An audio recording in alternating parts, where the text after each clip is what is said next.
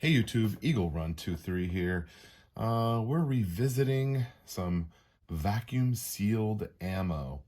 And it's been a couple of years, two I believe, since we did this. And it was apparent to me that the Vacuum Saver, which was a Vacuum Saver brand, I think, it was not getting a good suction. And so over the last year, I've used it a couple times. I ended up throwing it away, and we just recently got in the Amazon Basic Vacuum Saver. Before we get into this, let's look at some 9mm that we sealed up 2 years ago.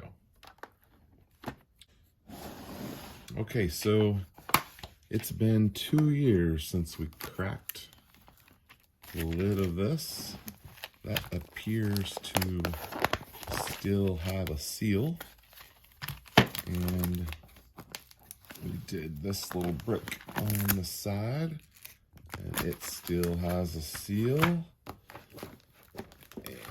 oh, this brick right here in the middle, I guess this guy got away. So this also appears to still be all sealed up nice. Okay, so a couple of the videos, I was doing loose rounds, which we are going to do some more loose rounds. But anytime I did loose rounds, people would say, why don't you just seal it in the box? Guys, I did seal it in the box. I just, there's several videos in this series. Make sure you're subscribed so that you can see them all, because we're going to revisit what we've done in the past and, of course, put away some new stuff. Now, this is some cheapo steel case Tulamo, which my guns seem to like. Can't reload it, so I'm not super interested in it right now, but it gets the job done for sure. Maybe this was like a control. Is that what I was doing? Was I that smart? I think that was a control. So we're gonna put the lid back on this, and yeah, I know these Plano plastic cases, but they appear to have a good seal. I am not in a high humidity area. I am in Texas, and we do have some humidity, but it's not crazy high. Okay, so let's get the ball rolling with some loose 223 ammo. Now, at some point, I got crazy and ordered a bunch of this stuff. This is 400 rounds of 5.56, and this is a 55 grain FMJ with annealed case, Lake City's brass, just a pretty basic round, something that's pretty good to store. And so I think we'll do up maybe like some long skinny little rolls here and get this put back in its container where it will set for years and years. I have virtually no intention of shooting this anytime soon. This is purely bad day, worst case scenario, stockpile stuff. So let's get our food saver set up and get some ammo sealed. Okay, we have 26 rounds of 5.56 all laid out nice here. I don't know that this is the most efficient way to do this, but let's give it a shot.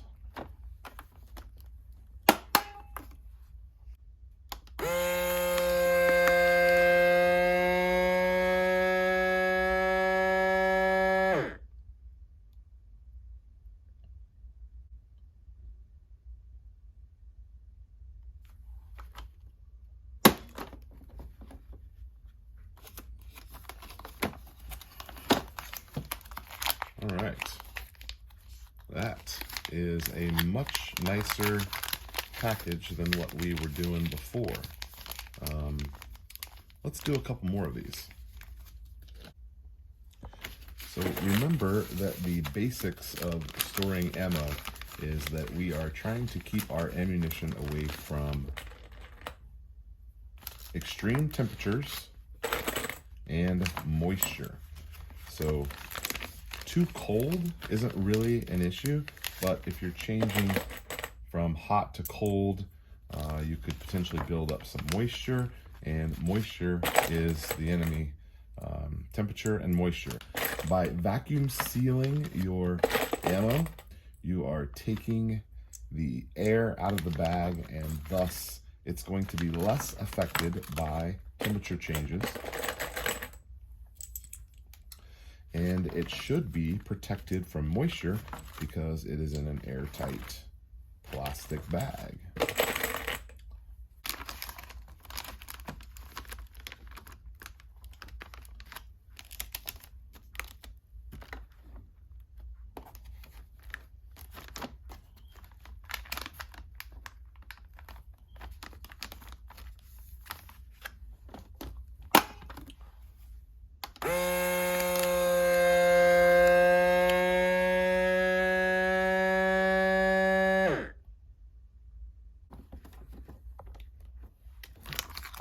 Nice. So let me be the first to say that I am not convinced that this is 100% necessary in order to secure your ammo stockpile. I don't believe this is entirely necessary. For the most part, if you've got a sealed container and you're able to put an oxygen absorber or a desiccant in there, you're going to most likely be fine. But I do like to have some of my supply put away like this, just in case, something were to happen, if there were a flood or, I don't know, just depending on where you're storing your ammo. I think this is probably not a bad idea, but I don't think it's entirely necessary. It is very satisfying, though, to see all those rounds all put in there like that. So next you're going to say, why don't you just leave it in the box? Well, this particular batch of ammo that I got, I don't remember if I ordered 2,000 or 3,000 rounds of this stuff. I did shoot a lot of it early on. Most of this ammo is 10 years old, and I did shoot a lot of it early on. I think I've probably got maybe 1,200-ish rounds of it left, and it's just been in containers like this Plano. And so maybe if I can, I'm not worried about the life expectancy of it. I think it will be fine. But it doesn't seem like a bad idea to get out the food saver. I was using this for some other stuff around the house anyway, and I thought we would maybe revisit this. So the reason it's not in a box is because this was a loose packed box. Sometimes when you buy in bulk, they don't come in boxes.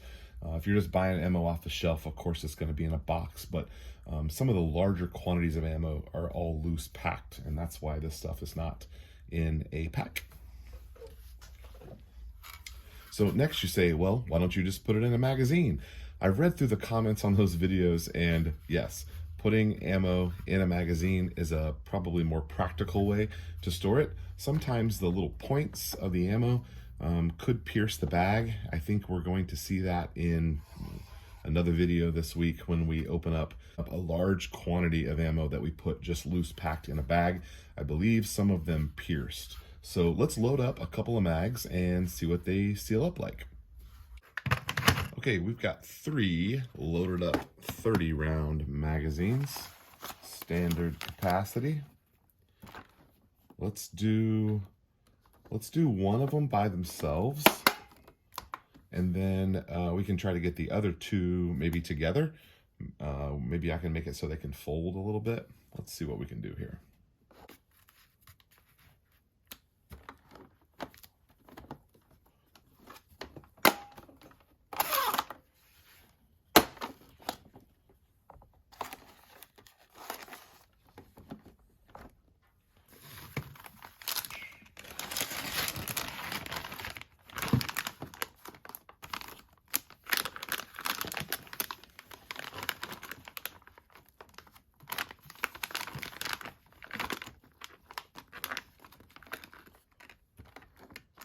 Looks like we barely left ourselves enough room. See how this goes.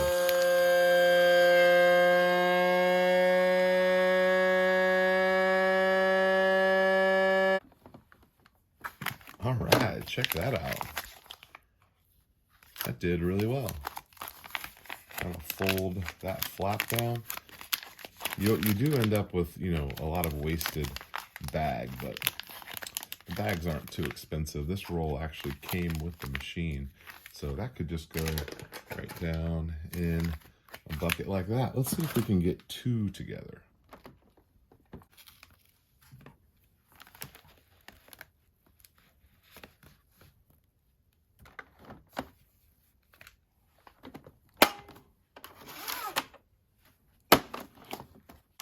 to leave myself a little gap there so that I can fold these over the top of each other. We'll see how close we get.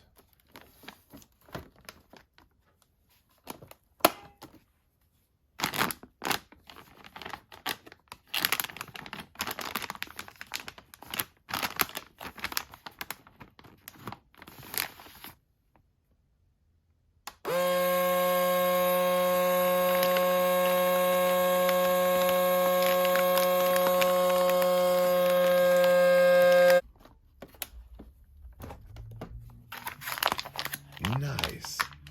Now we almost left, oh man. Did we leave enough room? We did leave enough room. Okay, so they do fold up. That was my intention. It's hard. You don't want to waste bag, but realistically, I could have left a lot more space in there. Also, if I would have alternated them, then these two parts wouldn't be hitting each other. So, I don't know. I think that'll work. Down in a box. Okay, great. Okay, so what did we learn today? This is probably a good idea. I don't know. I would love to hear your opinions and comments. I did what you told me to do and make sure that they are in boxes. I tried them in magazines. And then, of course, we have our loose rounds here, which I'll probably make up the rest of these in here. We've got 26 rounds that fit across the bottom of a bag this way.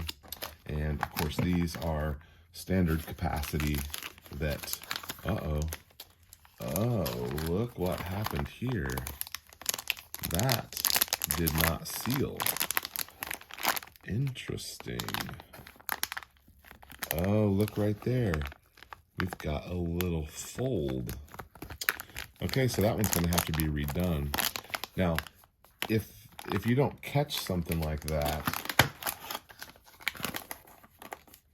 you know, see, there's some right there that could be a problem.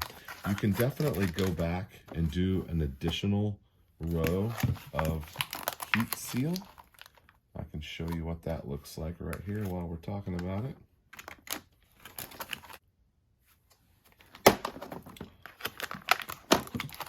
And see, even that one has some little puckers in it. The bottom of the bag, when it's all flat, is real easy to get a good seal, but it isn't uncommon to see people do a double seal up here at the top, and it's probably not a bad idea. Probably should have been doing that all along. So far, the rest of these seem to be okay. All right, so I'm going to finish up the rest of this box, and stay tuned because tomorrow we're going to seal a gun in a vacuum saver. All right, Eagle Run 2-3. We'll see you next time.